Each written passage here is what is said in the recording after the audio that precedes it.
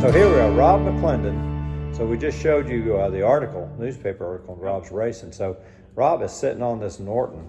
Yep. Look at that thing. Tell us about that real quick. Well, it's a 74 or 73 rather that we restored right here at D&D. It was a basket case of just rusty nuts and bolts, and we took it down to the bare frame, and everything that we could reuse, we did. Everything that needed to be replaced, we did as well. So wow. It's essentially a brand spanking new 1973 Norton Commando, and that's beautiful. Yeah, it's definitely a cool one here, and obviously gets a lot of looks, a lot of attention. It's certainly not for everyone. But, did you guys paint that as well? We have a guy that paints them. Okay. Yeah, no, I wish I had the patience for that, but beautiful flake on that. Yep, it was a original Bass Boat Blue. I forget what the original color was called back in the day, but I always liked it. You can see a million of them, well, not a million, but you can see a bunch of them with the black and gold traditional, but right.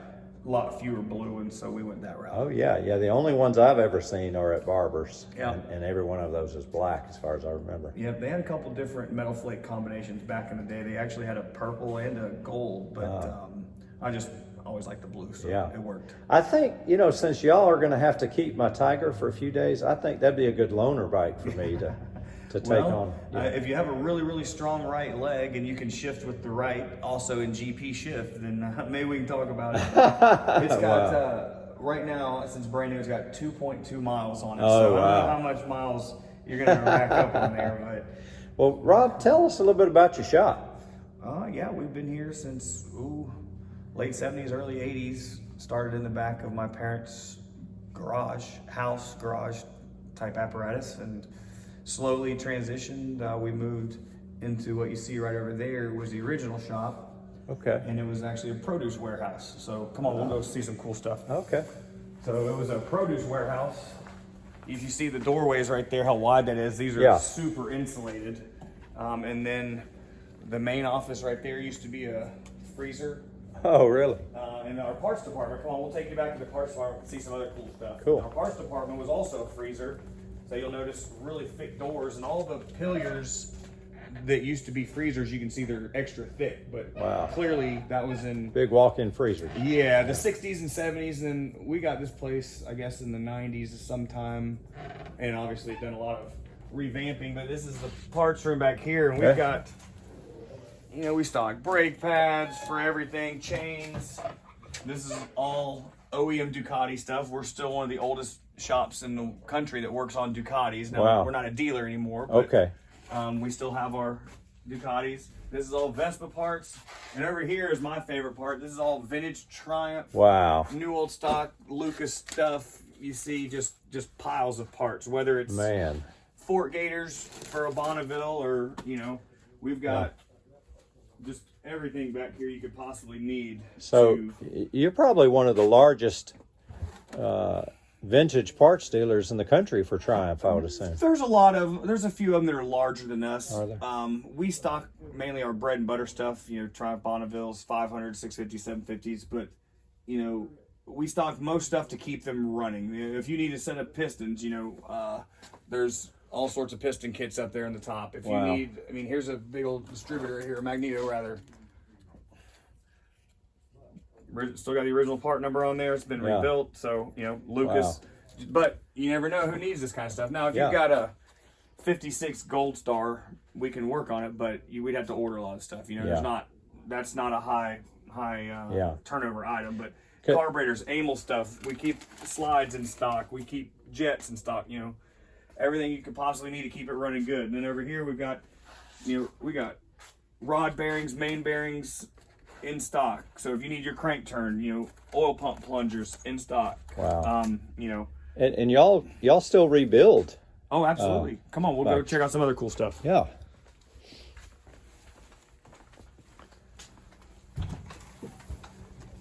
Thanks. See, we also are really big into scooters as well. Yeah, is that because of kind of the European feel for it? Location. We're near the beach, so it just makes sense. Scooters are a big part of our business here, servicing them and selling them. But we'll go see what the boss man's got on his workbench right now. Okay, great. And see if he's got anything cool.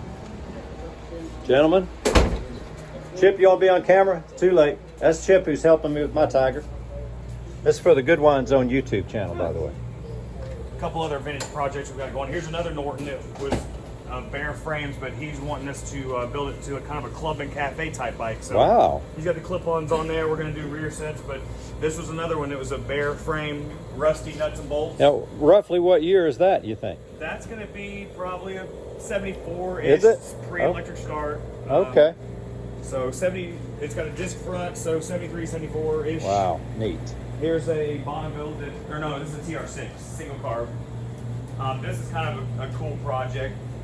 Younger guys got it, you know, newer generation. Yeah. Oil and frame, so it doesn't bring the value as say the older ones. But see, right side shift, so it's going to be a 71, 72, 73, something around there. Wow. Single carb, so it's going to be a TR6 model. Let's see if the engine numbers and frame numbers match. Yeah, you know, I was reading up about that, and there's a big preference for that. TR7. So TR7. TR7, okay. 35255. Oh, they might have. Oh wait, there it is. Okay. Yep, matching numbers. Wow. So. And I read that there was kind of a preference for that after the dual carbs came out. That there was a little more kind of they're a little more trouble to maintain than the single. The big thing about the Amels is people would let them sit and then they over tighten the flanges. You'd warp the bodies on them. Realistically, right now we just start with a brand new set of carbs or a brand new single carb because you can spend days trying to tune in one of the older ones, and unless you're just hardcore, you know, and you need the original to restore it properly. But if you're gonna run it and ride it, throw a new one on there. And honestly, I don't mind putting a Mikuni on there either, which is a Japanese carburetor. Yeah. I've got Mikunis on my 71 up there, but I think I put a Mikuni on my old Harley FXR. Yeah. They make great carburetors for just about everything, but this one we're kind of, I don't want to call it a budget restoration, but you know, like the rear rack here, it's not been re-chromed. It's just, you know, it is what it is. It's a really nice rebuilt bike. The motor from the crank up is all brand new, but he didn't want to spend as much money because you don't want to get into the instance of spending $10,000 on a $6,000 bike. Plus, bikes are only original one time. That's There's true people too. that want to go back to That's original, true too. you know, well then you're not riding it, which, why do you even have it? We'll ask the boss man, but I think this is one of those ones where it might be sentimental. Maybe his dad had owned it, but we'll find out. We just gotta find it. Hey, that's a good looking Triumph Tiger over there. It is a good looking Although the that crash bar's got some scratches on it, which my wife loves to rub in. Rub in. Like he's got any in the pipeline right now. A lot of times, depending on what model it is, he'll have. So hang on, Rob. So it's not just old Triumphs that y'all work on. I see a big Yamaha over here y'all are working on. We work on everything here except for we don't do too much with Harley Davidsons. Just, what do we got here? What's this red guy? That's a Thruxton race bike that we're just kind of revamping for the customer. Doing some service on. It looks like, judging by it, looks like he's getting a fuel system cleaning. It's probably been sitting for a minute. Probably getting a valve adjustment.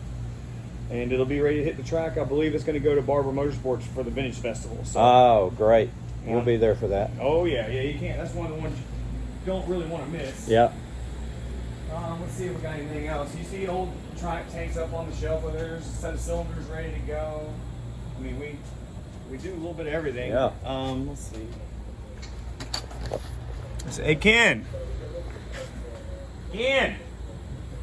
Did we miss him? Yeah, he's outside doing something. Let's see if we can find Ken. Okay.